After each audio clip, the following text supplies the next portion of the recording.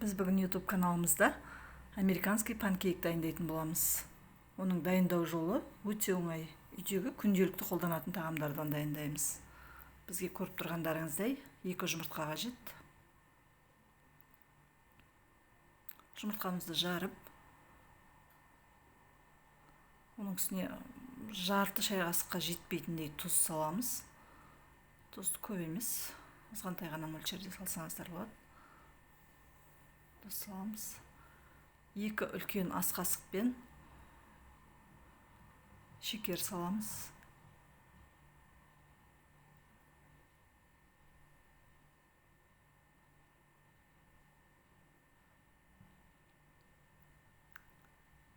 Ванилин қалауыңызша.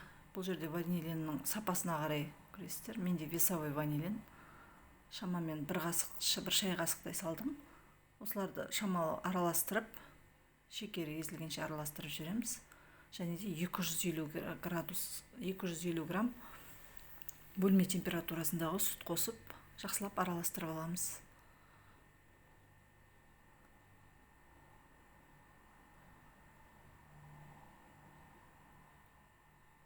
Енді осының үстіне 200 грамм ұн міндетті түрде електен өткізген дұрыс.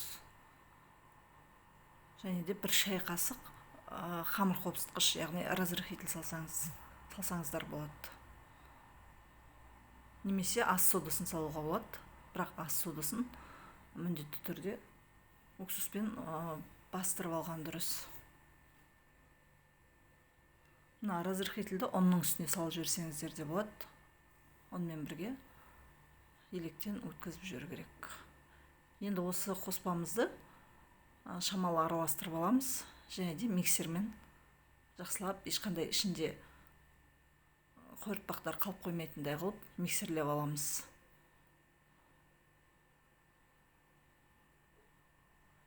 Бәрі біркелкі массаға айналу керек, ішінде ешқандай ұнның түйіршіктері ештеңе қалып қойға болмайды.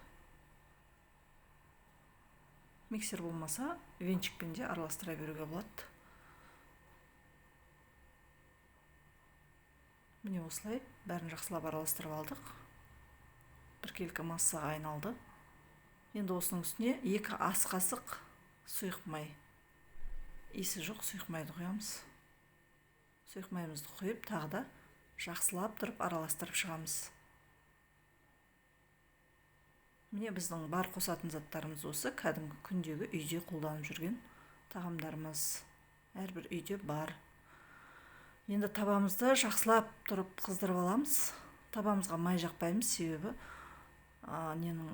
құрамында май қостық біз. Табаларыңыз жақсы болса, ешқандай май қоспаңыздар. Ал таба кішкене күйдіретін болса, онда астына шамалы майлап жіберуге де болады. Бір панкейкті 1 үлкен қасықтың көлемінен осылай құйып аламыз. Формасын көзімізбен келтіріп осылай домалақтап. Бір-біріне қатты тым тақап жібермеңіздер, әдемі шығу үшін.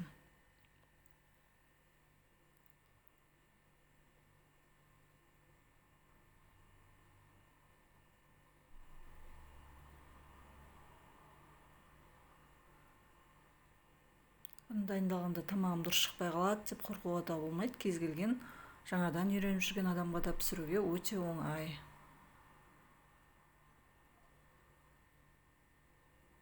Міне осылай барлығын құйып, піскеннен кейін екінші бетіне аударып, осылай барлығын пісіріп шығамыз.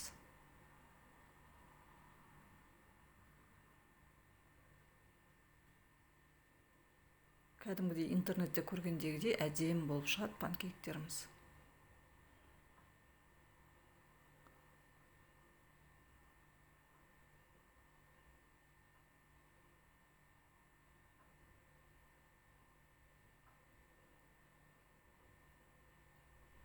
Панкейктерді аудару үшін бетіне тесіктер шығады, сол уақытта ғана аударам. Сол уақытта асты піскен деген сөз.